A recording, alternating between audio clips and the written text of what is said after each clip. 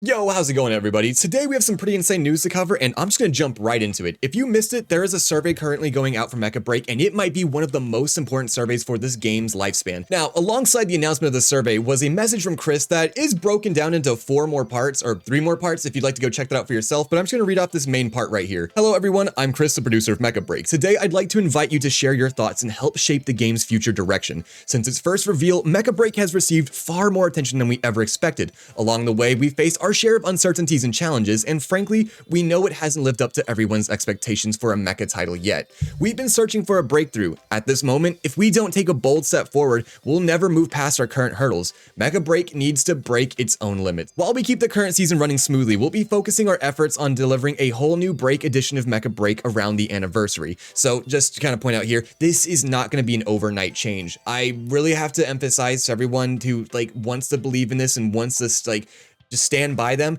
Please acknowledge that this is going to take time. Do not start jumping their in a month, because this is not going to be an overnight thing. And I really think that if we want a well-polished and well-delivered future system that they're working on, that we just gotta be patient and hope that they really take our feedback to heart this time. Now I'll finish what I was reading. Our goal for Mecha Break has always been creating the best mecha game possible.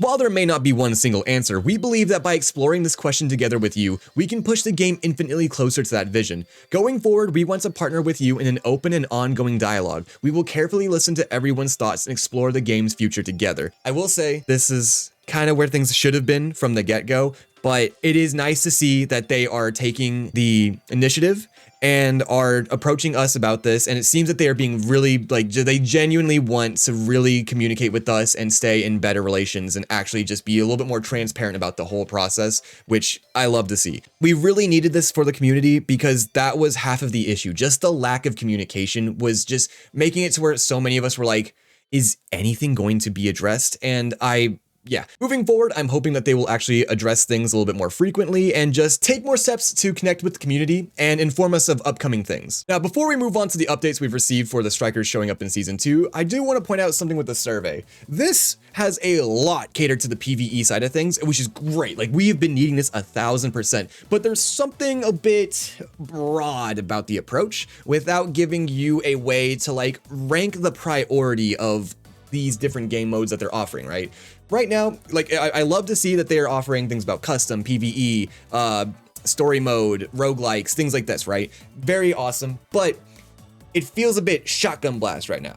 I'd like to see things a little bit more precise and really just have a way for the community to kind of be like, hey, this is all really cool. We would love to see all this, but here's where we think you should focus things first. In light of this, I have created a document where I'm going through and exploring the different options that they have listed on the survey to kind of get an idea of what would be the most interesting to the community and what should have the priority. In the next week or so, I'm gonna actually go into the main Discord and start doing polls based on these ideas and seeing just where people want the focus at, because I really think that while all these concepts are really cool and I would love to see them if the game sustains long enough to develop all these ideas, I really think there needs to be 3 main things they focus on, with the first one being a co-op campaign, the second one being a endlessly replayable, just something that is super well polished and makes it to where you can keep coming back to it, whether it's the tower defense, survival, something that allows it to have dynamic, different options, maybe even challenge modes, things that you can increase. Contingency contract from Arknights is something that comes to mind, where you can keep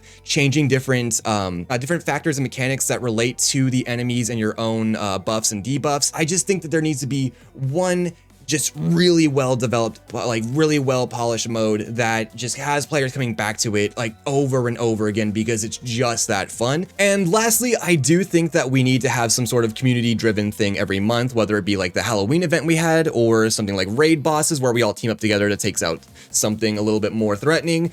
Just overall, I think that there needs to be a kind of focus on those 3 segments. That way the story is being developed, there is something to always come back and replay, and then that way there's always something new and interesting happening to keep people engaged. Now, if you come over to the maintenance log, we've gotten some updates for Norn and Mckillia, and basically I'll just go over the performance part, because I feel like this is probably the most interesting to people, because it's actually going over their kit.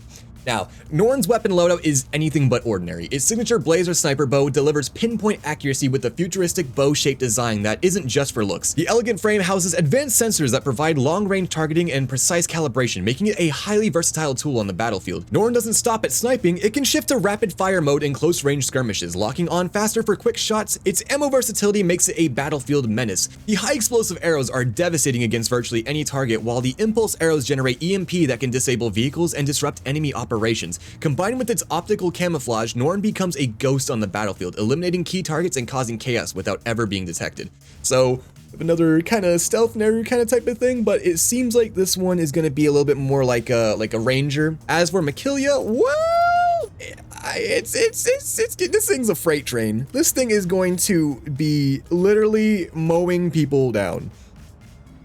Mckillia is an ultra-heavy transformable striker developed by Vortex Industrial and Pyrogenesis, built with heavy armor and surprising ground mobility. It smashes through enemy fire lines and locks down high-value targets with ease. With the Chariot Form module, it shifts into hover mode, combining breakneck speeds with heavy armor. It's nearly impossible to take down or outrun, overwhelming enemies with brute force and speed. Sometimes it doesn't even need weapons. Its high-speed rams alone can obliterate opponents. Yeah.